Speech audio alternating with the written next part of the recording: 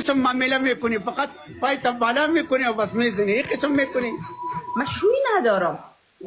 شوی که دستی همین قسم میکنی. بله لنگ تا بالا میکنی و میزد. بله بله. هیچ 69 نکردی. شما در افغانستان 69 کردین خیلی وکیل صاحب؟ ما خب اکسپرت هستیم. در افغانستان نه، ما بسیار اشتک بودیم که ما را بلژیک آمدیم. ما بسیار اشتک بودیم. او زمان 69 نبود. نه من نکردم. چی رقم میشه که مرا یاد بتین وکیل صاحب برم؟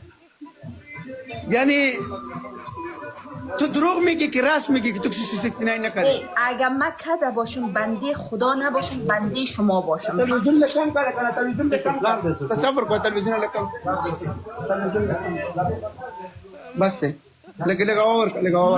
من بنده خدا نباشم، بنده شما باشم که یک بارم کرده باشم. اینه میکنه یک بارم. هیچ 69 نکردی. اگر یک بارم کرده باشم بنده خدا نباشم، بنده شما باشم. من قسم میخورم. تو بگو کدام اروپایی تو همی معامله کردی؟ تا بال نه کدی کدام اروپایی دشاو کدام انجوای نکردی؟ نه به خدا نکردی. من قسم میخورم. این افغانا خود زیاد پیدا میشه. افغانا زیاد است ولی افغانا زیاد پیدا میشه. افغانا زیاد پیدا میشه. یعنی میخوای تو 69 بکنی؟ اگه علالش باشه بله یا بسیار مزه میده. علالش هم بسیار مزه. این قدر مزه میده، این قدر مزه در گایدنم نیست. این قدر مزه میده. این وکیل است.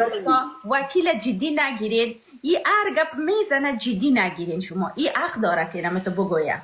نه فقط تو سوالات خو گپ و شپ واسه یک طریقه برای تو نشان میدیم که تو باید بکنی که وکیل هم خودت هم همی کار نکردی. تو شو تا صبح لایف هستی، صبح خو میکنی، کجا وقت داری؟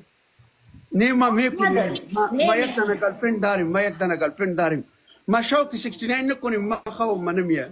خب یک تا گرلفرند دارین شاید برای شنبه و یک شنبه شایتان پیشتان باشه دیگه و خود لایف هستین شوانه. دیگه هفته 2 بار ما 69 میکنیم. هفته 2 بار ما 69 میکنیم. وکیل خارجی یا داخلی؟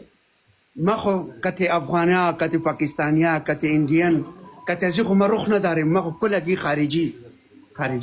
حالا امروز خارجی باز چی رقم گپ میزنین؟ افغان باشه که دوست در مین لدم شما اکاوانیو I love you I miss you I love you مزه نمیته وکیل. میتا نو وکیل گپ گوش کو برش بگیم که جگرت صدقه فدای شوم بمرم بیاد بغلم. اوف این مزه میته.